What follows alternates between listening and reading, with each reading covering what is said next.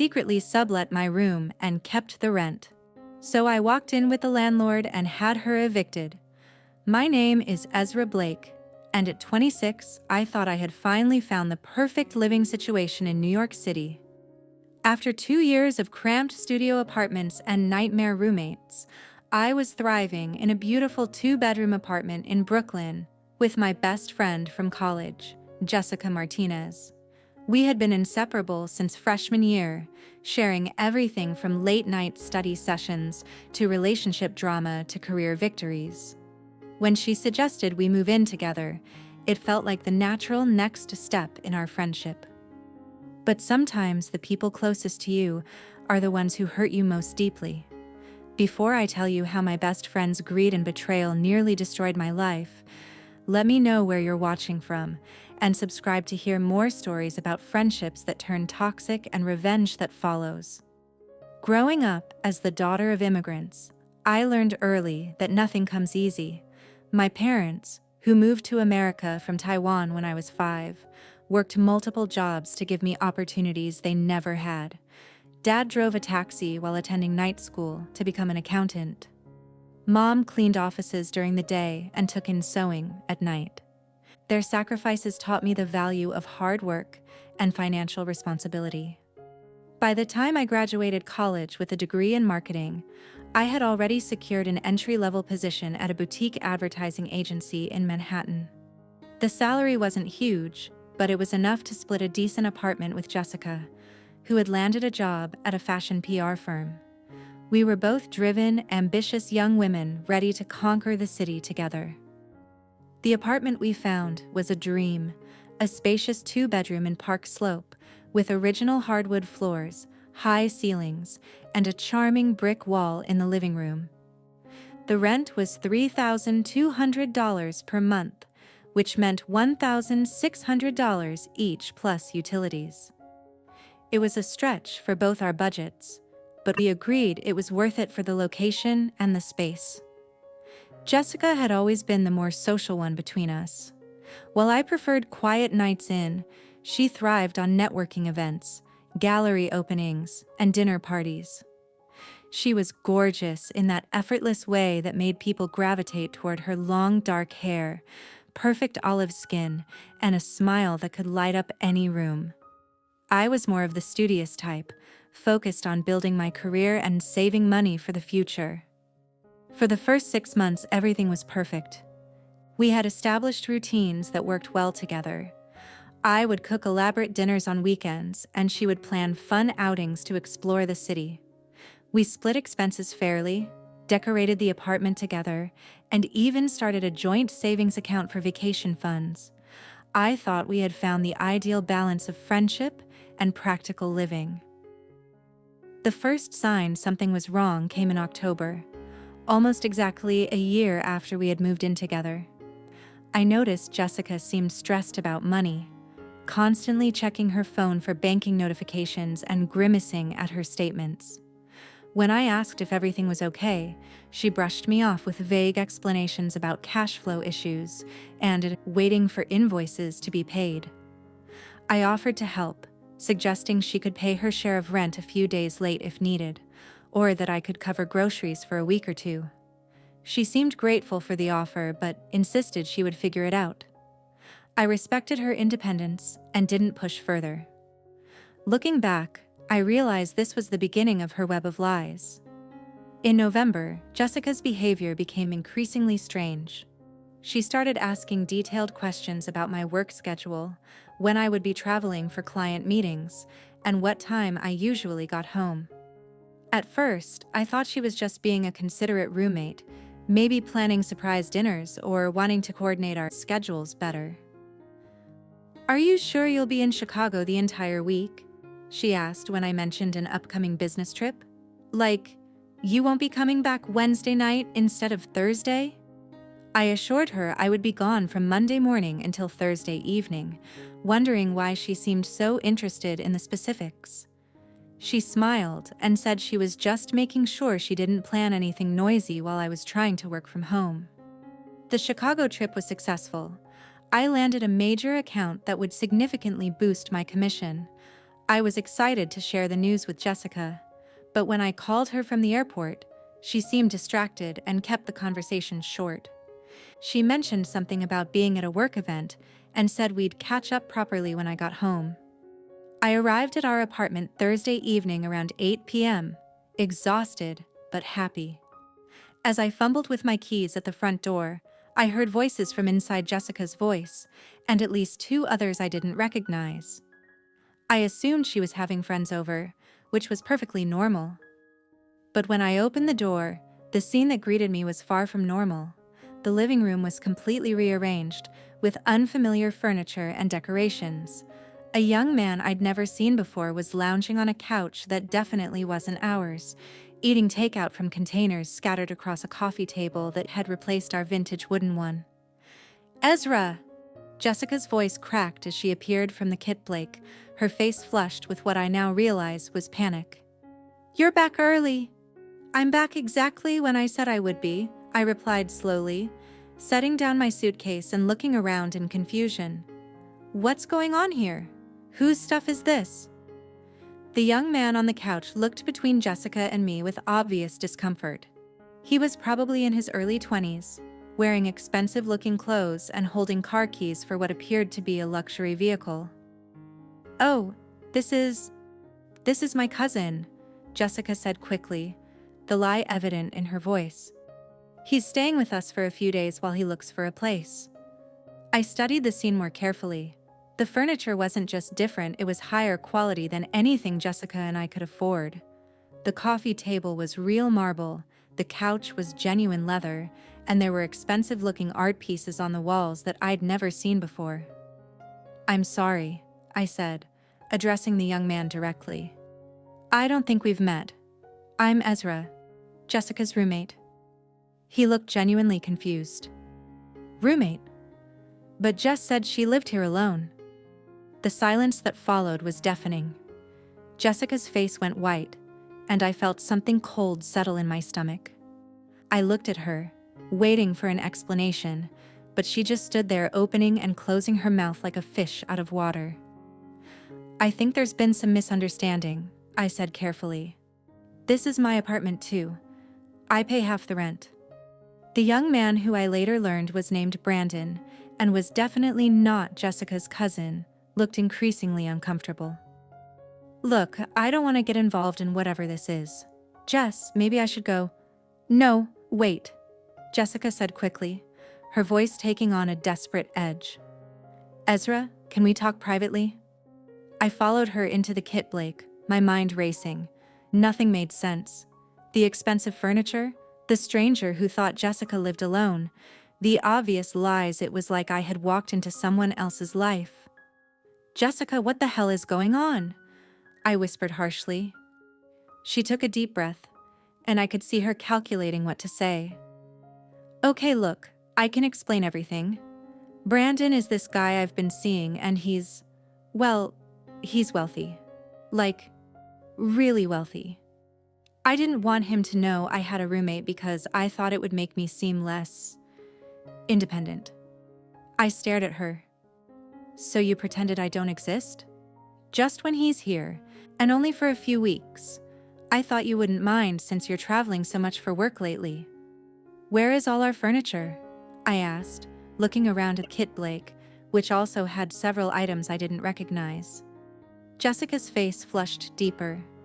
"I temporarily moved some things to make room for Brandon's stuff. It's all in storage, I promise." Something still didn't add up. Storage costs money, Jessica. Money you said you didn't have last month." She waved her hand dismissively. "Brandon paid for it. Look, I know this is weird, but it's just temporary. He's helping me out financially, and in return, I'm, keeping him company." The way she said it made my skin crawl. "Are you charging him rent?" The look that flashed across her face told me everything I needed to know. "It's not like that," she said quickly. "He's just contributing to expenses." "How much?" I pressed. "Ezra, you're making this into a bigger deal than it is. How much is he paying you?" She sighed. $2,000 a month." I felt like I'd been slapped. $2,000?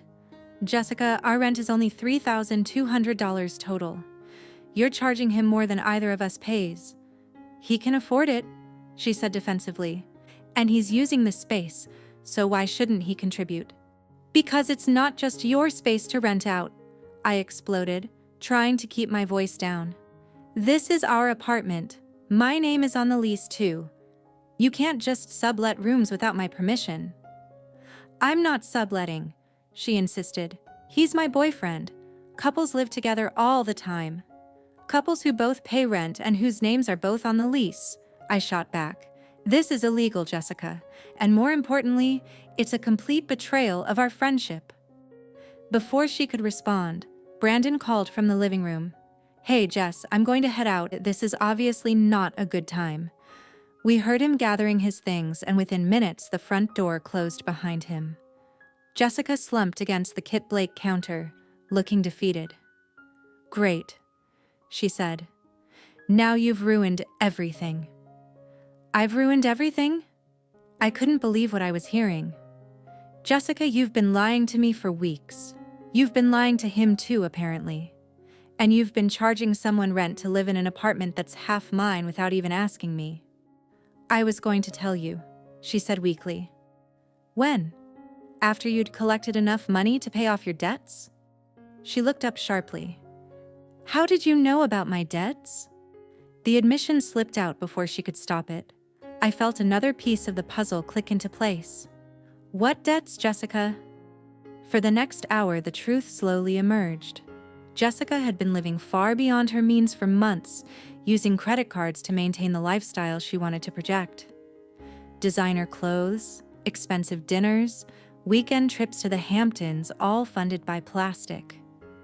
She owed over $40,000 across multiple cards and had been struggling to make even minimum payments. The PR firm cut my salary in half back in September, she admitted. I didn't know how to tell you. I was embarrassed. So instead of talking to me, your best friend, you decided to secretly rent out our apartment to strangers? Not strangers, she corrected. Just Brandon. And it was working. He was paying enough to cover my rent and some of my credit card payments. I was getting back on track. By lying to everyone involved, I pointed out. What did you tell him when he asked about your living situation? She looked ashamed. I told him I had inherited the apartment from my grandmother and lived here alone. I said I was looking for someone to help with expenses because it was too big for just me. The audacity was breathtaking. Not only had she been illegally subletting my home, but she had created an elaborate fiction to justify it. And my room? What happened when he wanted to see the rest of the apartment? I told him it was my office and kept it locked. I felt violated in a way I couldn't fully articulate. My private space, my sanctuary, had been off limits to someone living in my home based on my roommate's lies. Jessica, this is insane. You realize this is fraud, right?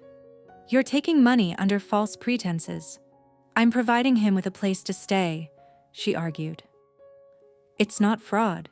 It's fraud because you don't have the right to provide it. You're not the sole leaseholder.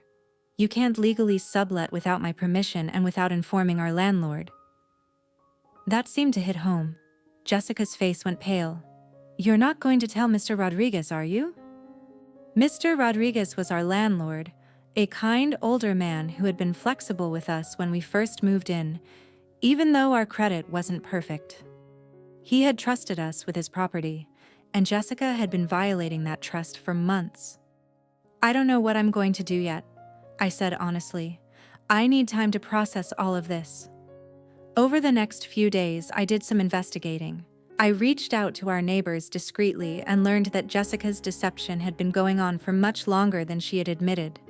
Mrs. Patterson from next door mentioned seeing Jessica's boyfriend coming and going for at least 2 months, always when I was at work or traveling. I also discovered that Jessica had been advertising our apartment on various websites as a luxury sublet in the heart of Brooklyn for $2,500 per month. The photos she had used were carefully angled to show only the common areas, decorated with expensive items that I now realized belonged to her various tenants. Yes, tenants, plural. As I dug deeper, I found evidence that Brandon wasn't the first person Jessica had illegally subletted to. She had been running a rotation of short-term renters, each paying premium prices for what they thought was a private apartment. The expensive furniture I had noticed wasn't Brandon's. It was a collection of items from multiple previous tenants who had left things behind. The scope of her deception was staggering. For at least 4 months, Jessica had been making between $2,000 and $3,000 per month from illegal sublets, all while I was completely unaware. She had been using my home as a personal business, putting me at legal risk and violating our lease agreement. But the worst part wasn't the money or even the legal implications. It was the betrayal of trust. Jessica had looked me in the eye every day for months, knowing she was lying to me about something fundamental to our living situation. She had accepted my offers to help with her financial problems while secretly profiting from my home behind my back. I confronted her with the evidence on a Saturday morning. She was having coffee in the Kit Blake when I placed printed screenshots of her rental listings on the table in front of her. "Want to explain these?" I asked. She looked at the papers and I watched her face crumble. "Ezra, I can explain. I'm listening." "I was desperate," she began. "I was about to lose everything. My credit cards were maxed out. I was behind on my car payments, and I couldn't make rent. I thought if I could just make some extra money for a few months, I could get back on my feet." "And you never thought to talk to me about it?" I was embarrassed. "You're so responsible with money, and I was a mess. I didn't want you to know how bad things had gotten. So instead, you decided to put both of us at risk of eviction?" That stopped her short. "What do you mean?" "Jessica, subletting without permission is a violation of our lease. If Mr. Rodriguez finds out, he can evict both of us. Not just you, both of us. My name is on that lease too." I could see the realization dawning on her face. She had been so focused on her own financial problems that she hadn't considered the legal implications for me. "I didn't think about that," she whispered. "You didn't think about a lot of things," I replied. "Like how I might feel about strangers living in my home without my knowledge. Or how I might feel about my best friend lying to me for months. Or how I might feel about discovering that you've been profiting from my personal space." She started crying then, the kind of ugly crying that comes from genuine shame. "I'm so sorry, Ezra. I never meant for it to go this far. I thought I could handle it without you ever finding out." "But I did find out," I said. "And now we both have to deal with the consequences." What happened next was the most difficult conversation of our friendship. Jessica begged me not to tell Mr. Rodriguez, promising she would stop the subletting immediately and never do anything like it again. She offered to pay me a portion of the money she had made, though she admitted she had already spent most of it on credit card payments and expenses. "I can't undo what I've done," she said through her tears. "But I can make sure it never happens again. Please, Ezra, don't destroy my life over this." I wanted to believe her. Part of me wanted to chalk this up to a terrible mistake made out of desperation and move forward with our friendship intact. But another part of me knew that trust, once broken this completely, might never be repaired. "I need time to think," I told her. "And I need you to cancel any bookings you have scheduled and remove all the listings immediately." She nodded eagerly. "I'll do it right now, and I'll figure out how to pay you back, I promise." But as I learned over the following weeks, Jessica's promises were as empty as her previous explanations had been false. 3 days after our confrontation, I came home from work to find another stranger in our apartment. This time, it was a young woman named Amanda, who appeared to be in her early 20s, sitting at our Kit Blake table with a laptop and textbooks spread out in front of her. "Oh, hi," she said cheerfully when I walked in. "You must be Ezra. Jess told me you might be around." I set down my purse slowly, trying to process what I was seeing. "I'm sorry, who are you?" "I'm Amanda. I'm renting Jessica's extra room for the month. She said you were cool with it." I felt my blood pressure spike. "She said what?" Amanda looked confused.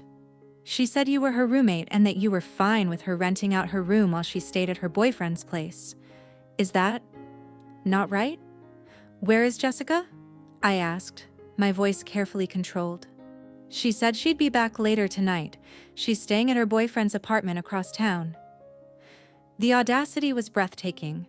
Not only had Jessica continued her illegal subletting after promising to stop, but she had also moved out of our apartment entirely while still collecting rent from both me and her illegal tenants. I called Jessica immediately, but it went straight to voicemail. I tried texting but got no response. It became clear that she was avoiding me, probably hoping I wouldn't find out about Amanda until it was too late to do anything about it.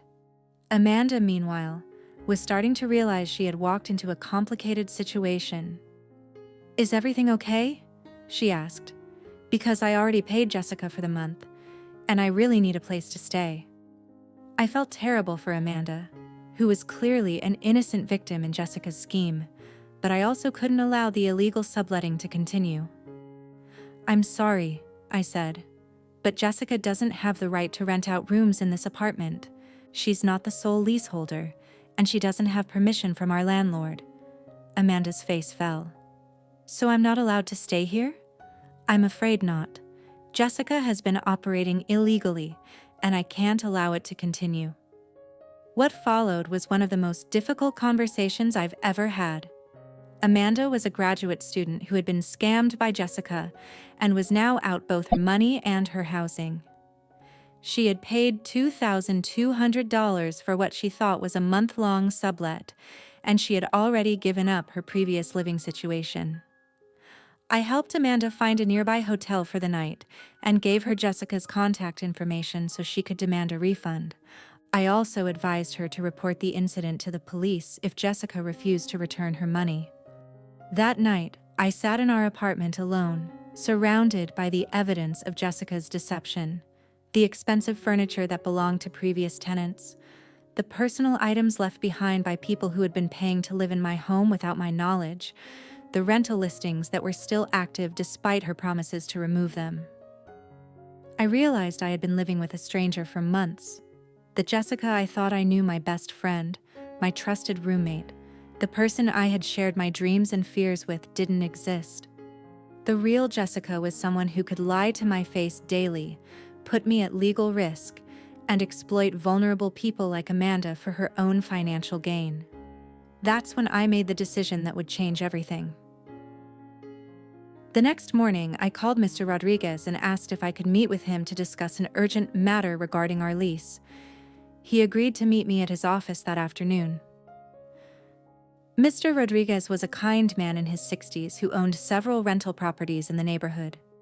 He had always been fair with us, and I respected him as both a landlord and a person, which made what I had to tell him even more difficult.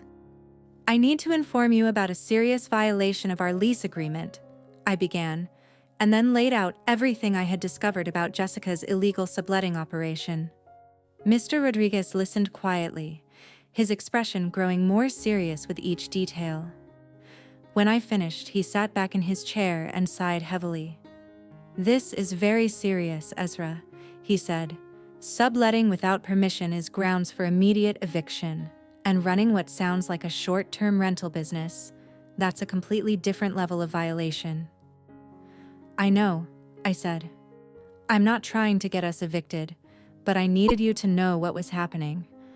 I can't be held responsible for Jessica's actions, and I can't allow her to continue putting us both at risk." He nodded thoughtfully. "What would you like to see happen?" "I want to stay in the apartment," I said. "I love living there and I've never violated the lease, but I can't continue living with someone I can't trust." "Would you be willing to take over the lease entirely? Remove Jessica from the agreement?" I hadn't considered that possibility, but it was appealing. Would I qualify financially? "You've always paid your portion of rent on time and your income has increased since you moved in. I think we could make it work." We spent the next hour discussing the details. Mr. Rodriguez explained that he would need to formally evict Jessica for lease violations, but that he would be willing to sign a new lease with just me if I could demonstrate that I could afford the full rent. It would be tight financially, but with my recent commission increase and the money I would save by not having to deal with Jessica's financial irresponsibility, I thought I could make it work. "There's one more thing," Mr. Rodriguez said as we wrapped up our meeting.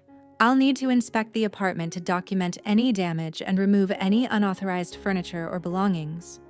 "When?" I asked. "Tomorrow morning. Is that too soon?" I thought about Jessica, who was still avoiding my calls and probably had no idea what was coming. "That's perfect." That evening, I finally reached Jessica by phone. She was at her boyfriend's apartment and I could hear music and laughter in the background. "Ezra," she said, sounding artificially cheerful, "I've been meaning to call you back." "Jessica, we need to talk. In person. Tonight." "I can't tonight. I'm at Brandon's and we're having a dinner party." "Then tomorrow morning. Early." "What's this about?" she asked, her tone becoming more cautious. "Amanda," I said simply. The silence that followed told me everything I needed to know. Jessica had been hoping I wouldn't find out about her latest tenant. "I can explain," she said finally. "I'm sure you can, but explanations aren't enough anymore. We need to have a serious conversation about what happens next." "Are you threatening me?" The question caught me off guard. "I'm not threatening you, Jessica. I'm trying to give you a chance to handle this situation with some dignity." "Handle what situation?" "The situation where you've been illegally subletting our apartment despite promising to stop. The situation where you moved out without telling me while still collecting rent from both me and your illegal tenants. The situation where you scammed a graduate student out of her housing money." Another long silence. "I'll be there tomorrow morning," she said finally.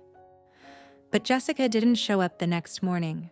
By 9 a.m., when Mr. Rodriguez arrived for the inspection, she was nowhere to be found. Her phone went straight to voicemail, and texts went unanswered.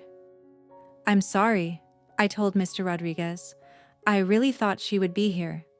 "It's probably better this way," he said kindly. "These conversations are never easy." The inspection revealed the full scope of Jessica's operation.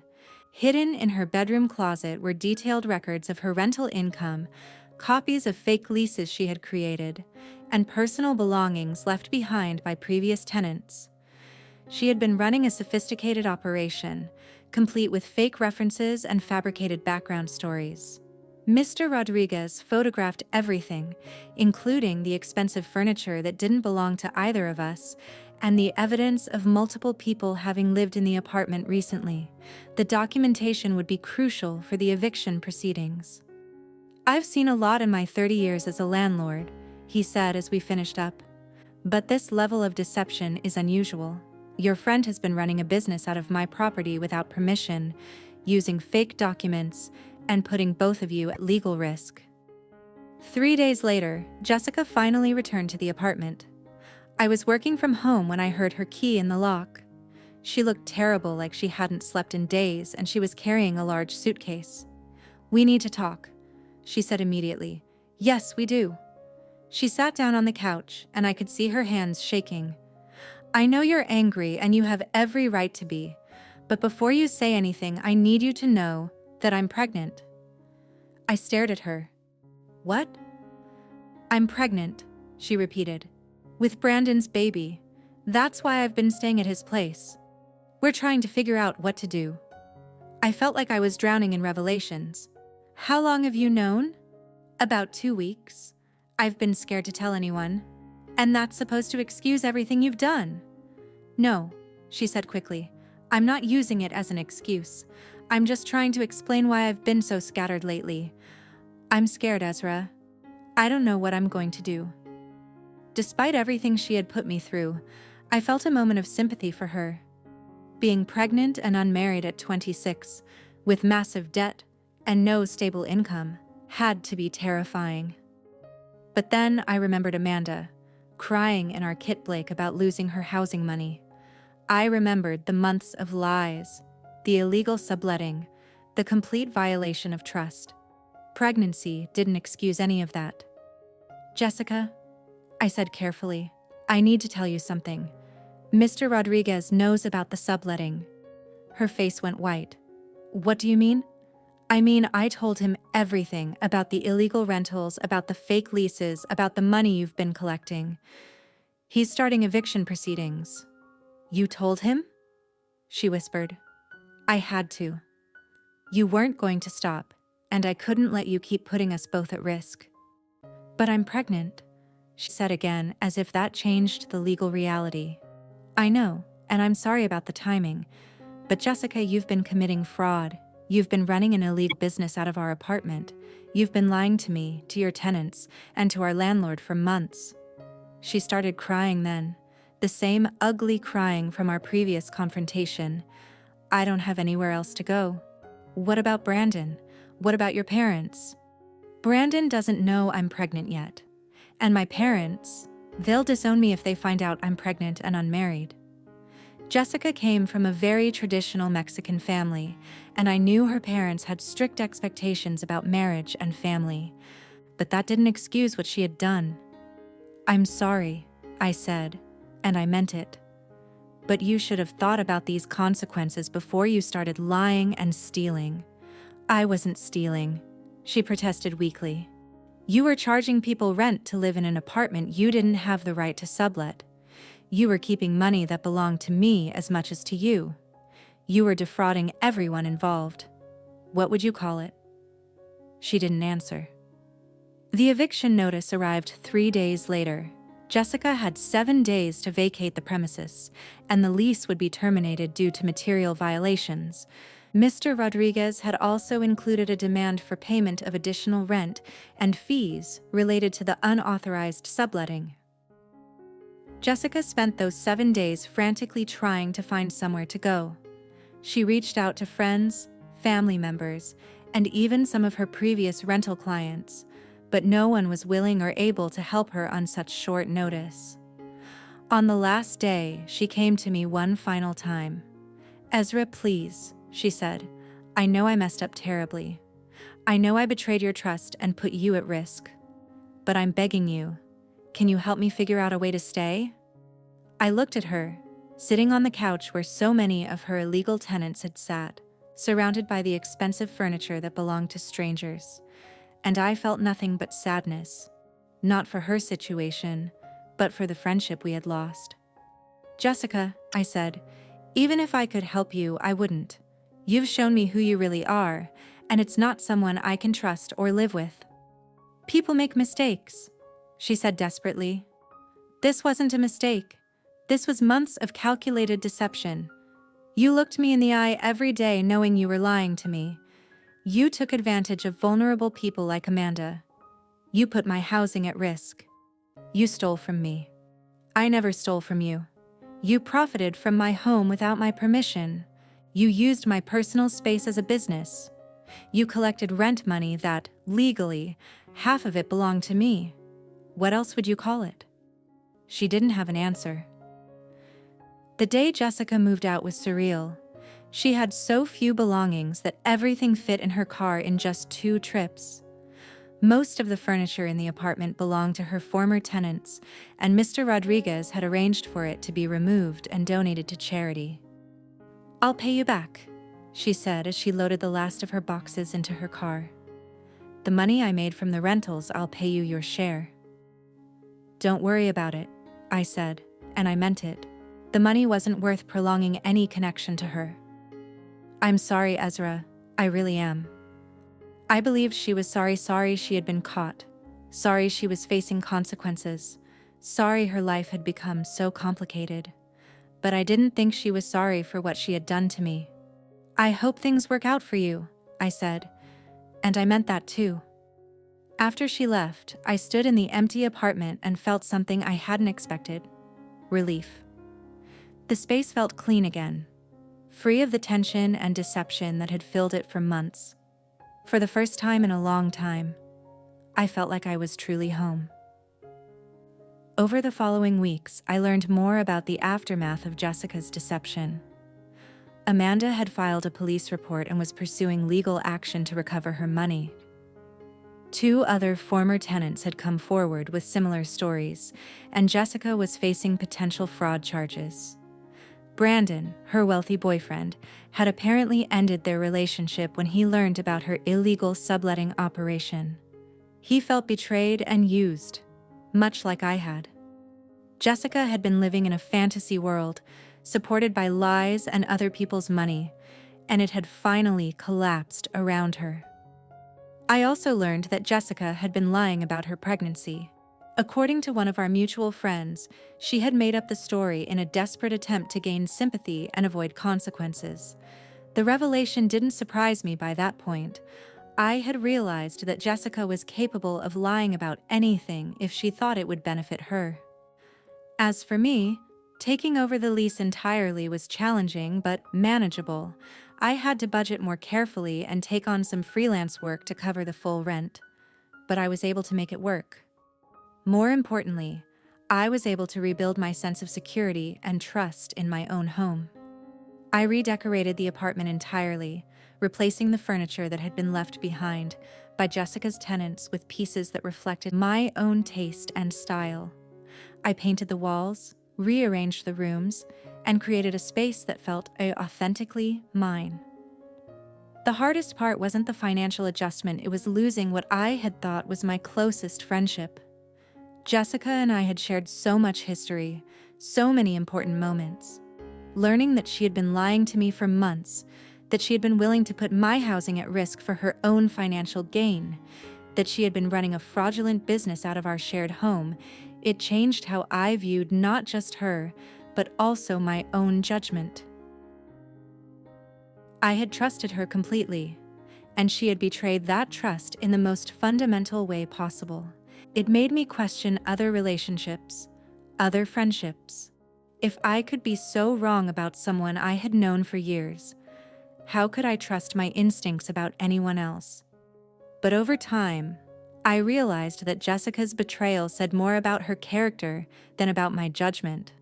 The red flags had been subtle, the financial stress she had hidden, the questions about my schedule, the expensive purchases that didn't align with her income. But they had been there, and a part of me had noticed them without fully understanding their significance. I also realized that most people aren't like Jessica. Most people don't run elaborate schemes to defraud their friends and strangers. Most people don't lie about pregnancies to avoid consequences. Most people don't steal from their roommates and put them at legal risk. Jessica's behavior was extreme and unusual, not a reflection of how most people behave in difficult situations. 6 months after Jessica moved out, I ran into her at a coffee shop near our old apartment. She looked different, thinner, more tired, and less polished than she had been during our roommate days. She was working on a laptop, and I could see job listing websites open on her screen. "Ezra," she said when she noticed me. "How are you?" "I'm good," I said, and I meant it. "How are you?" "I'm getting by, still looking for a permanent job. The legal stuff is complicated." I nodded but didn't ask for details. Her legal problems were her own to resolve. "I heard you kept the apartment," she said. "I did. I love living there." An awkward silence stretched between us. There was nothing left to say. The friendship we'd once shared was gone, replaced by the reality of who we really were and who we weren't. "Well," Jessica said finally, closing her laptop, "I should go." I nodded. "Take care of yourself, Jessica." As I watched her walk away, I felt something I hadn't expected. Peace. Not happiness at her struggles, but peace with my decision. Sometimes the people closest to you show you exactly who they are when they think you're not looking. Jessica had shown me who she was, and I had responded by protecting myself and my future. I finished my coffee and headed home to my apartment, my sanctuary, my space where trust lived again. The rent was higher now, but so was my sense of self-worth. Some prices are worth paying. And as I unlocked the door to my beautiful Brooklyn apartment, I smiled. Home had never felt so honest.